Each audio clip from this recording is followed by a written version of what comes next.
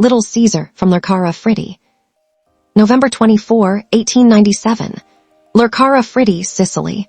A baby is born Salvator Lucania. His family is poor, dirt poor. 2 years later, they board a ship to America with $3 in their pocket and a name they can barely pronounce in English. They land in New York's Lower East Side. Tenement buildings, horse manure in the streets, gangs on every corner. Young Sal is 55, sharp eyes, slicked hair. The other kids call him Charlie Lucky because he always seemed to walk away from fights. By age 14, he drops out of school. By 16, he's running errands for the 5 Points gang. By 20, he's smuggling heroin and running protection. He would change his name to Charles Lucky Luciano, and he would change the American underworld forever. The streets teach you. The Lower East Side in 1915 was a war zone. Italian, Irish, Jewish gangs all fighting for the same blocks. Lucky didn't care about territory. He cared about money. He met Mayor Lansky, a Jewish kid from the same block. Skinny, glasses, and a brain like a calculator. Then Benjamin Bugsy Siegel, then Frank Costello. Different religions, same hunger. Lansky taught Lucky something important. You can make more money working with your enemies than killing them. Lucky listened. While other gangsters were busy shooting each other over a street, Lucky and Lansky were running liquor during Prohibition. Whiskey from Canada, rum from the Caribbean. They made millions. Lucky had a problem, the old bosses, the mustache Petes. Sicilian men in their 60s who still thought America was just an extension of Sicily. They demanded respect. They demanded 10% of everything.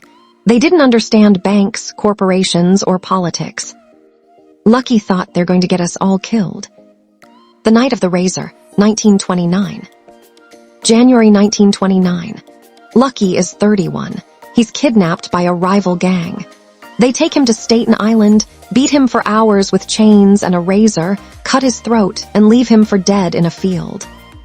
He's found the next morning, barely alive, throat slashed, one eye swollen shut. The cops ask who did it. He says, "I don't know."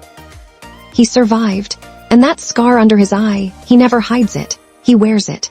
People start calling him Lucky for real now, because only a lucky man walks away from that. That night changes him. No more small time. No more taking orders. The Castellamers War and the coup. 1930-1931. Two old bosses are at war. Joe the boss, Miseria, and Salvatore Maranzano.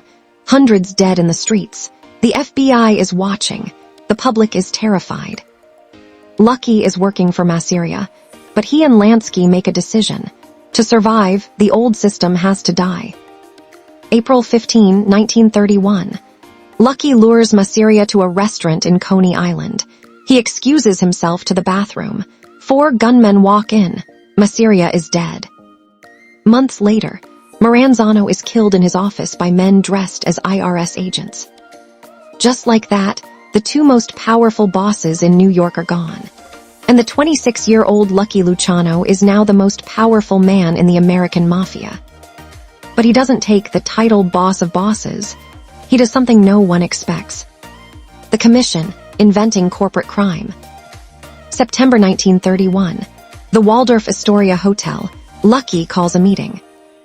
He invites the heads of the 5 New York families, plus bosses from Chicago, Detroit, Boston, Italians, Jews, Irish, everyone. "Gentlemen," he says, "no more wars, no more random killings. From now on, we run this like a business." He creates the Commission, a board of directors for organized crime. 9 men. If there's a dispute, they vote. If someone wants to kill a boss, they need permission. If someone steps out of line, the Commission hits them.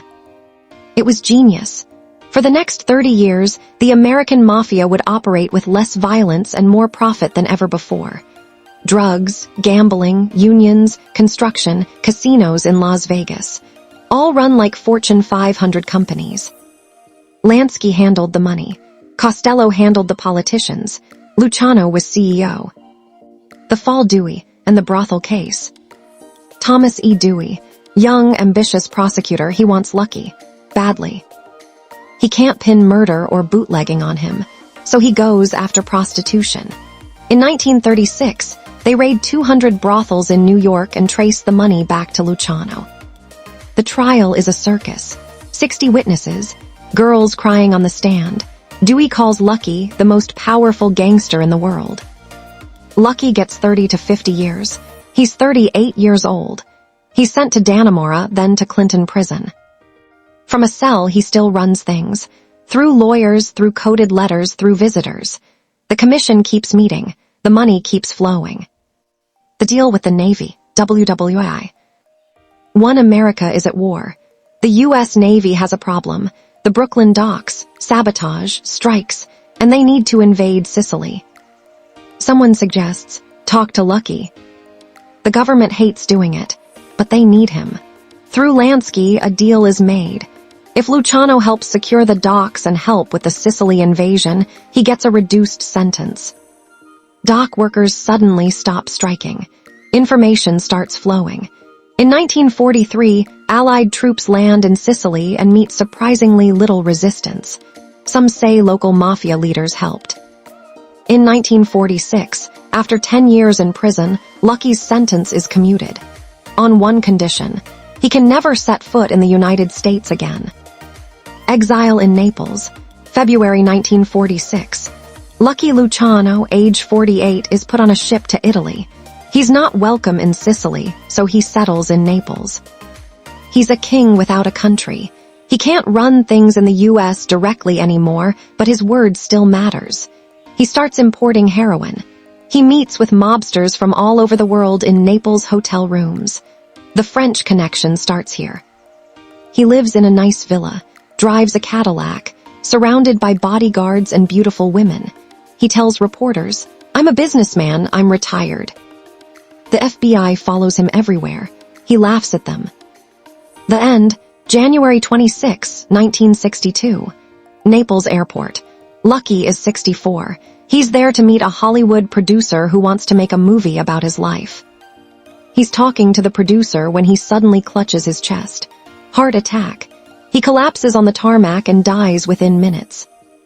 No big funeral in America. He's buried in St. John's Cemetery in Queens, next to other mob bosses. Legacy. Lucky Luciano never killed anyone himself. He never got caught with a gun. He never became a citizen. But he did 3 things that changed everything. 1, he ended the old mafia wars and created the commission. That structure lasted 50 years. 2, he corporatized crime. Before Lucky, gangs fought over blocks. After Lucky, they ran casinos, unions, and international drug routes. 3, he proved crime could be business. Mayor Lansky's accountants, lawyers on retainer, bribes instead of bullets. J. Edgar Hoover called him the most dangerous man in America. Lucky's last words to that movie producer were reportedly, "I'm tired." He built an empire, lost a country, and died trying to sell his story. In the end, Salvatore Lucania from Sicily became Lucky Luciano, the man who taught the underworld how to wear a suit. Bye, see you next time.